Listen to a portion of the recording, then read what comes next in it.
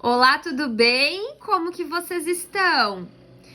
Hoje vamos finalizar o livro, né? A leitura Casais Inteligentes Enriquecem Juntos, com a parte final, onde ele traz um guia para casais que estão se preparando para o casamento.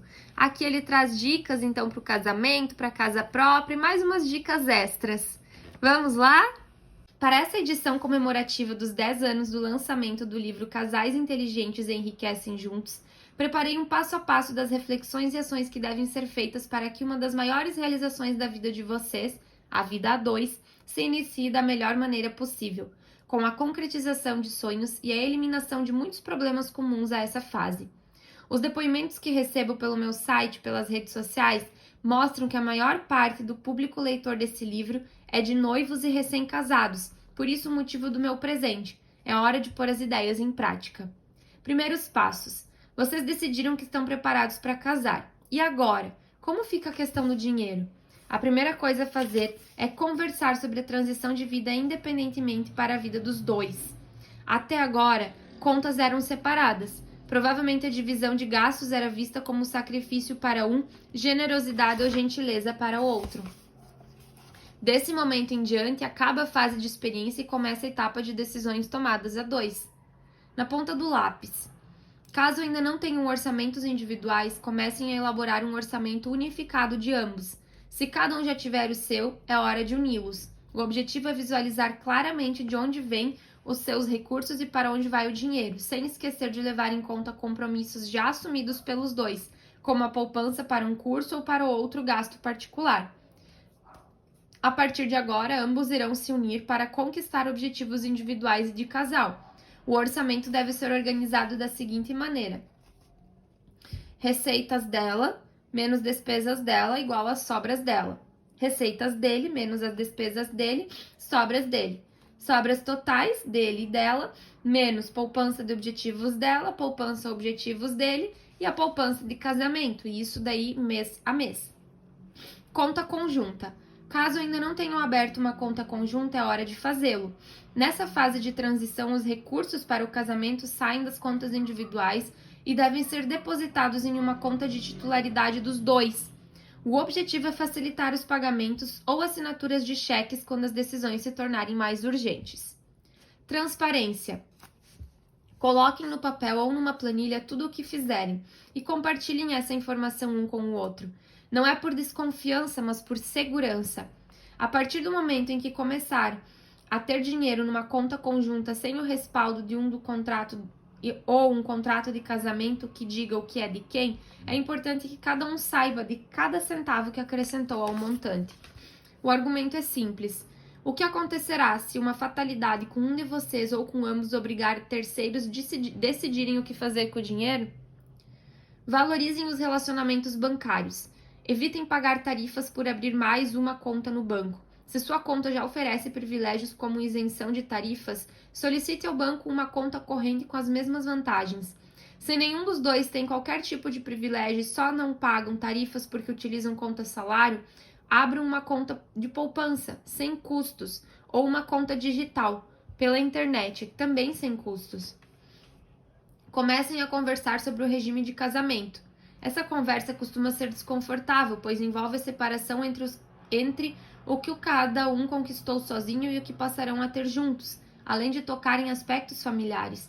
Geralmente, a família mais rica questionará se o outro não está casando por interesse. Havendo dúvida ou possibilidade de conflito, optem pelo regime de comunhão parcial de bens. Se possuem grandes patrimônios ou empresas familiares, consultem um advogado para negociar um regime de separação total de bens. Essa escolha pode ser alterada no futuro, mas jamais deixem para decidir esse assunto em cima da hora, diante da pergunta do juiz de paz. Eliminem dívidas antes de avançar nos planos. Levar dívidas para uma vida a dois significa dividir problemas, não realizações. Essa não é a melhor maneira de começar uma história do tipo felizes para sempre. Mesmo que namorem há muito tempo, que surja a oportunidade de uma viagem, que tenham o desejo de engravidar ou que exista uma química perfeita que gere forte confiança mútua, não assumam a responsabilidade do casamento antes de liquidar dívidas e de limpar o nome dos cadastros de inadimplentes. É melhor vender carro e bens e se casar tendo um estilo de vida mais simples do que contaminar a relação com erros do passado. Conversem sobre o que será realmente importante nas celebrações para cada um de vocês. Proponham-se a fazer individualmente uma lista do que cada um deseja ter na celebração de casamento, sem pensar ainda nos custos das escolhas. Vestido, jantar completo, música ao vivo, noite romântica, lua de mel dos sonhos. Deixem a criatividade e a inspiração fluírem. Não façam isso juntos, permitam-se escolhas livres de qualquer pressão. Quando os dois estiverem com a lista pronta, sentem-se para conversar sobre a celebração e fazer um balanço dos seus anseios. Provavelmente nem tudo será viável, mas com esse procedimento, ambos saberão mais sobre as prioridades e sentimentos do outro. Discutam sobre o que será realmente importante na rotina diária de cada um. Funciona como uma lista de desejos para a celebração. Façam individualmente uma lista de gastos que cada um considera fundamental para sua rotina após o casamento. Nessa fase do exercício, também não é preciso pensar nos custos das escolhas. É como se fosse uma lista inspiradora, no estilo de vida que esperam conquistar. Com ambas as listas prontas, conversem sobre prioridades e tentem conciliar as listas. Negócios a dois somente com um contrato. Já vi muitos casamentos começarem a partir de inspiração de iniciar um negócio a dois, assim como também já vi muitos sócios se casarem, mas poucas situações são tão ameaçadoras à saúde de uma relação quanto a confusão de negócios com sentimentos. Não pretendo desestimular atitudes empreendedoras, mas alertar para a extrema importância de estabelecer regras de negócios sempre por escrito, preferencialmente documentadas em contratos. Isso vale não só para um casal, mas também para famílias e amigos. O que deve ser priorizado? A partir das listas inspiradoras que recomendei fazer anteriormente, o casal deve relacionar os itens que pretende contratar para sua celebração, cuidando para que essa lista seja elaborada por ordem de prioridade. Partindo das duas listas individuais, comecem colocando no topo da relação os itens considerados mais importantes para cada um. Qual item vem primeiro? Dos primeiros colocados de cada um, comecem pelo que custa menos e depois sigam alternando. Por exemplo, se os itens prioritários da lista dela são o vestido, o aluguel da determinada igreja e a música ao vivo, e na lista deles são a música ao vivo, a noite de núpcias e a lua de mel, devem ser colocados como prioridade. Na lista do casal, o item mais barato entre o vestido e a música ao vivo. Depois, a primeira escolha do outro, seguindo pela segunda escolha de quem abriu a lista. Esse processo torna as decisões mais democráticas, sem deixar de lado a prioridade individual. Os valores são importantes, pois somados ajudam a quantificar o total a gastar e mantêm o casal com os pés no chão quanto aos objetivos a alcançar. Uma vez listados os objetivos e valores, o próximo passo é começar a riscar da lista os itens já conquistados, na ordem de prioridade, à medida que os valores necessários vão sendo acumulados na poupança. Nessa etapa da organização, eu costumo chamar essa lista de plano de motivação, pois cada novo item conquistado nos enche de alegria, inspiração e motivação para aumentarmos nosso esforço em busca dos itens restantes. Exemplo de plano de motivação. Aí aqui ele trouxe toda a lista de objetivos a alcançar, o número de prioridade, o valor de cada produto na época, para gerar uma ideia. O tamanho da celebração. Obviamente, seus sonhos são maiores do que o seu bolso. Se vocês estão mesmo inspirados para o casamento, muitas coisas que gostariam de ter na celebração, na nova moradia ou na lua de mel não caberão no orçamento. Por esse motivo, precisarão cultivar nos meses que antecedem a celebração e também ao longo de toda a vida, atitudes que ajudarão a preservar mais recursos no seu bolso e, com isso, facilitarão a conquista de mais objetivos. São elas: organizem-se. Pesquisem bastante antes de tomar a iniciativa de negociar um preço. Consultem sites e revistas especializados. Contatem amigos e conhecidos para pedir referências de preços e serviços. Guardem folhetos e prospectos com um fichário organizado por item de consumo e façam listas de diferentes preços e condições de pagamentos praticados pelos vários fornecedores consultados. Em qualquer mercado, vendedores exploram mais os consumidores que se mostram mal informados. Negociem. Não caiam no argumento de que é só uma vez na vida. Evitem assinar contratos na primeira visita e consultem pelo menos 3 fornecedores diferentes para cada serviço que desejam contratar. Evitem restringir suas consultas apenas a fornecedores recomendados por uma única feira ou igreja e jamais digam o saldo que possuem para determinada negociação. Comprem em atacado. Se possível, verifiquem se há outros casais celebrando no mesmo dia que vocês na mesma igreja ou no mesmo salão de festas. Quanto mais pessoas se unirem para negociar uma única contratação de músicos, decoração e buffet, maiores as chances de desconto. Isso também vale para viagens de lua de mel e compra de decoração da moradia. Usem a criatividade. Praticamente tudo que se pode comprar com dinheiro pode também ser conquistado com um pouco de criatividade. O buffet caro pode ser substituído por um jantar feito por familiares ou por amigos. Um vestido caro pode ser substituído por outro de segunda mão reformado. A limusine pode ser substituída pelo carro do padrinho rico. A lua de mel pode ser paga com milhas ou presenteada por aquele tio que é sócio de um clube de férias. Quanto mais vocês se apegarem aos preços das coisas, mais seu casamento parecerá inviável. Quanto mais se apegarem ao modismo, mais pagarão o preço extra da moda. Por outro lado, quanto mais pesquisarem e se organizarem, mais soluções alternativas encontrarão para algo que parece economicamente inviável. Dediquem mais tempo às suas pesquisas para que possam gastar menos. De todos os casamentos que fui, os de que mais gostei não foram aqueles que tinham brindes e docinhos da moda ou a banda do momento. Os mais marcantes foram os que tiveram algo único e bastante particular de histórias dos noivos, como a massa preparada pela avó, a música composta pelo noivo ou a celebração no local onde o casal se conheceu quando criança. Quando algo parecer impossível para a celebração de vocês, deixem de pensar em quanto e pensem em como. Contas que devem ser feitas. Para casais que ainda não vivem juntos e que estão festejando sua união pela primeira vez, geralmente a celebração e a decoração da moradia costumam ser o mais complexo e caro projeto da vida até então. Por isso é natural que sintam ansiedade, muitas dúvidas e certa dificuldade na organização desse projeto. Para diminuir essa sensação, leia as orientações até o fim. Faça anotações ao longo da leitura e sempre que surgirem novas reflexões, faça também uma leitura do livro e deste guia. Uma releitura do livro, né? Não digo isso para valorizar meu trabalho nessa fase da agenda tão escassa em suas vidas. O motivo da recomendação é que muitas das informações que surgem ao longo desse texto são novidade para vocês, e algumas delas acabam se perdendo enquanto o cérebro digere outras novidades. Pode acreditar, na releitura haverá tanto ou até mais aprendizado do que na primeira leitura. É provável também que muitas das contas por mim sugeridas sejam novidade para o casal, por isso evitem confiar apenas em seus cálculos mentais. Coloquem tudo no papel ou na planilha. Peçam ajuda a quem já fez isso antes e utilizem a simulação de poupança que eu ofereço no link Simuladores do site www.maisdinheiro.com.br. À medida que forem reservando recursos para os gastos que virão pela frente, não deixem de tomar os seguintes cuidados. Invistam.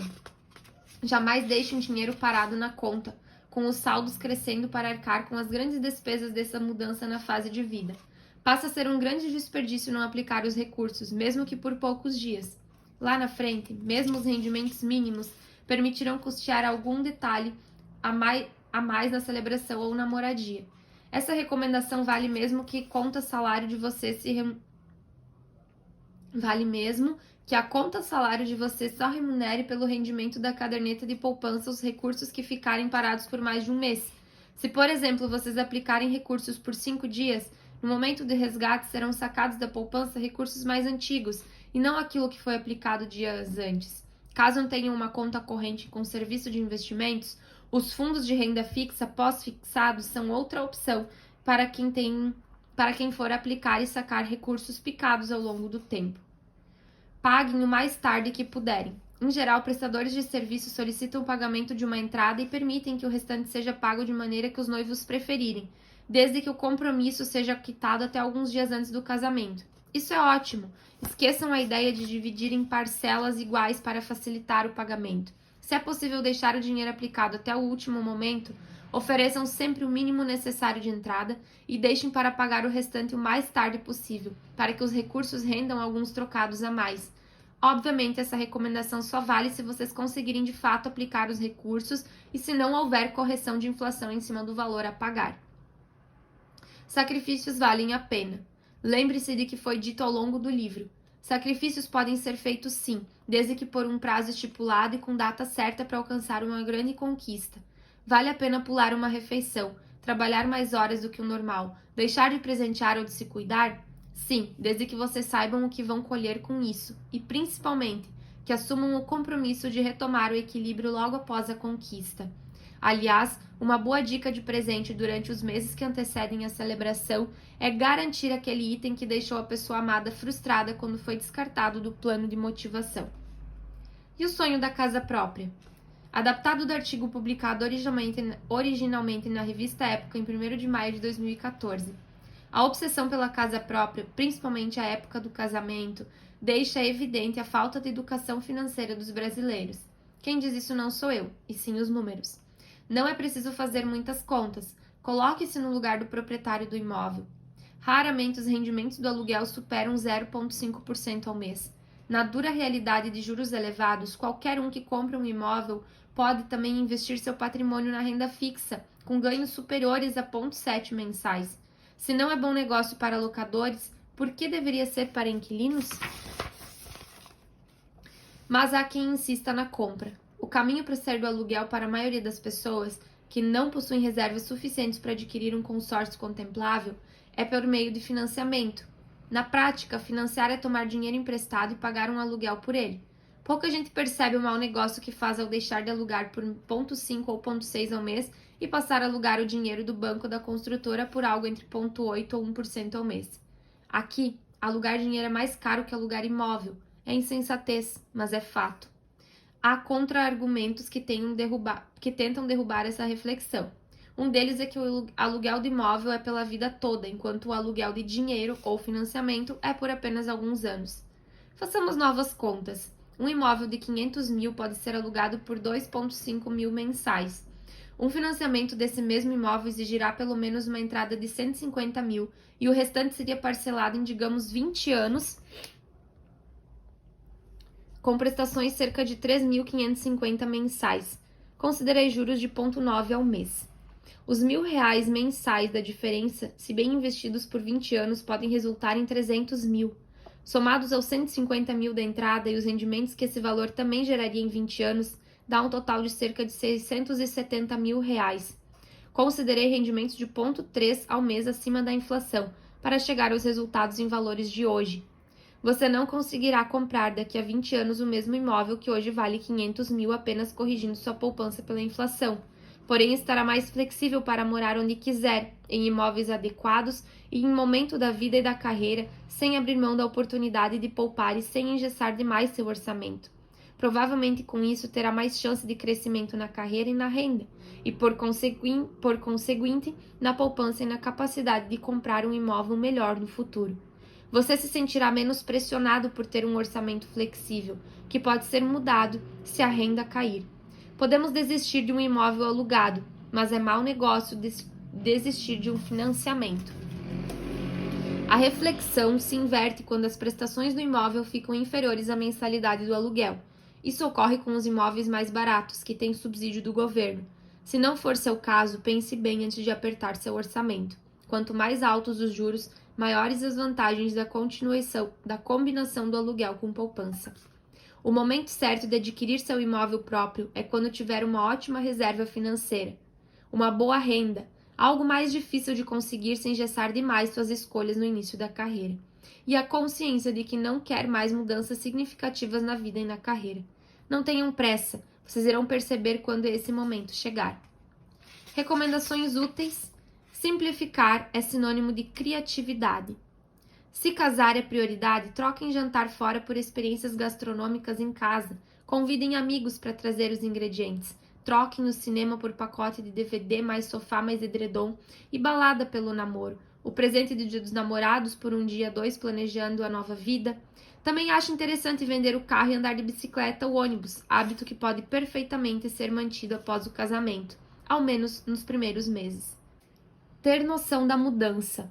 O que não deve ser feito é tentar preservar o estilo de vida atual enquanto se constrói uma nova vida. Ambos perderão qualidade. O casal une tudo, mas as famílias dividem.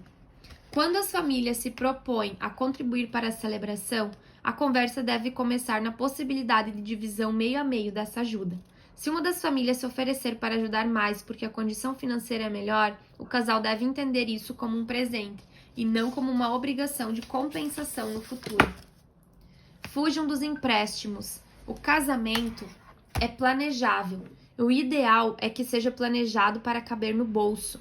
Preservar a linha de crédito para empréstimos será importante para mobiliar a casa, corrigir erros do percurso da administração do novo lar. Sim, eles vão acontecer. Ou, melhor ainda, para fazer um curso de montar um negócio que leve o casal a ganhar mais. Prefiro realizar grandes sacrifícios de consumo antes do casamento, ou então usar a cabeça e simplificar o orçamento da festa. Não será nada bom pagar durante vários meses uma celebração que já passou. Serão vários motivos para se arrependerem de um dos momentos mais mágicos da vida. Porém, se já estiverem pago, pouco importa se exageraram. A noite de núpcias será para selar a primeira de muitas grandes conquistas e experiências a dois. Conversem, conversem e conversem. O casal ouve demais as sugestões de quem está fora do relacionamento, o que é prudente, mas esquece de dar ouvidos um ao outro. Conversar sobre dinheiro é o mesmo que falar sobre sonhos, ambições, desejos e também sobre os obstáculos para alcançá-los. A preocupação da maioria dos casais restringe-se a conseguir pagar contas, não em fazer sacrifícios para alcançar mais sonhos. Do que não se deve abrir mão. O casal não deve abrir mão daquilo que realmente simboliza o rito de passagem para o casamento, o que não terá o mesmo valor se feito em outro momento. Por exemplo, a festa, façam, mesmo que seja simples. As fotos, caprichem nos álbuns e paguem um pouco a mais em fotos extras. É um dos momentos mais importantes da vida do casal e um ótimo motivo para se divertir dos exageros dos convidados daqui a alguns anos. Alianças, mesmo que não sejam das mais caras. Dia da noiva, e se possível algum cuidado com o noivo, como pedicuro e cabelos. Aliviam a típica tensão desse dia. Noite de núpcias. Caro noivo, não vacile. Esse será o auge da festa para sua parceira. Lua de mel. Não precisa ser em algum lugar longe, mas que seja romântica e tranquila para o casal se curtir. Flores. Na igreja, na festa, na noite de núpcias, na viagem, ao voltar para casa, ajudam a reforçar o clima do sonho. Presentes. Há quem não goste de sugerir lista de casamento, junto com os convites, mas combinem com os padrinhos aquilo de que mais precisam, mesmo que alguns tenham que fazer vaquinha. Não haverá outro momento na vida em que os amigos e familiares estejam tão dispostos a dividir a conta. Diferenciais. Em todas as reservas que forem feitas para a lua de mel, informem que é para um casal em lua de mel. Hotéis, restaurantes e receptivos costumam oferecer cortesias, mesmo que sejam apenas flores ou um prato de frutas. Óleo de massagem. Curtam esse momento. Namoro para a vida toda. Recomendo uma atenção especial a um dos itens que destaquei no início desse guia, na seção Primeiros Passos. Discutam sobre o que será realmente importante na rotina diária de cada um de vocês. Ou seja, antes mesmo da celebração do casamento, conversem, ensaiem, repensem como será a rotina de casados, inclusive os gastos relacionados à rotina. Essa relação é importante, pois a experiência de preparar a celebração do casamento é intensa e consome bastante o casal, a ponto de moldar transformações na rotina que podem ser definitivas. Por exemplo, trarei aqui os sacrifícios que podem e devem ser feitos. Vocês perceberão que a atitude aparentemente insana de trabalhar mais do que o usual para conquistar horas extras e bônus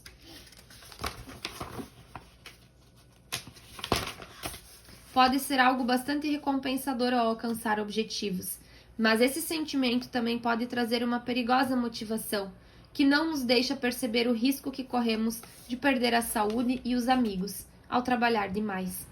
Talvez nem sequer nos demos conta de que deixamos de valorizar o outro quando abandonamos o hábito de presenteá-lo ou mesmo de nos cuidar. A motivação da conquista financeira ou dos sonhos pode anular a motivação que antes tínhamos na conquista da pessoa amada ou na curtição dos amigos. Não deixem isso acontecer. Policiem-se. Repito, sacrifícios valem a pena, desde que por prazo definido e com um objetivo bastante claro a ser alcançado. O planejamento da rotina diária após o casamento pode até sofrer ajustes com o tempo, mas serve para nos lembrar do real motivo do enlace. Nós não nos casamos porque é importante ou porque é um caminho necessário à sobrevivência. Casamento é algo opcional. Na verdade, a vontade de casar nasce quando, no namoro, os momentos a dois vão se tornando tão importantes para o bem-estar do casal a ponto de desejarem estar juntos para sempre. Esse estar juntos tem a ver com gastos típicos do namoro que muitos casais abandonam após o casamento. Com você será diferente. Cuidem-se da mesma forma que se cuidaram antes do casamento. Sair, presentear, cuidar-se, vestir-se bem e consumir coisas que fazem cada um mais feliz é mais importante do que 20 metros quadrados a mais no apartamento. Continuem saindo para jantar, para dançar, para conhecer lugares ou eventos que são importantes para vocês. Continuem se cuidando um ao outro e um para o outro. Continuem investindo em jogos de sedução, romantismo e simbolismo. Tudo isso fortalece a relação e ajuda a fazer com que ela se torne eterna. Organizem-se para gastar com isso, mesmo que atrasem planos de uma moradia maior ou mesmo que a celebração seja mais simples e menos suntuosa do que planejaram. É uma vez só na vida, mas não pode atrapalhar a vida que vocês querem viver. A vida a dois começa na celebração, mas o namoro nunca precisa acabar. Onde aprender mais? Conheça meus outros livros e acesse ferramentas, dicas, vídeos e artigos no site www.maisdinheiro.com.br. Curta no Facebook Gustavo Cerbasi Oficial e siga no Twitter, @gcerbasi. E também hoje tem o Instagram aqui dele, né, que antes ainda ele não tinha. Gustavo Cerbasi. Muito bem, concluímos mais um livro. E vamos agora nos preparar e nos organizar para o próximo.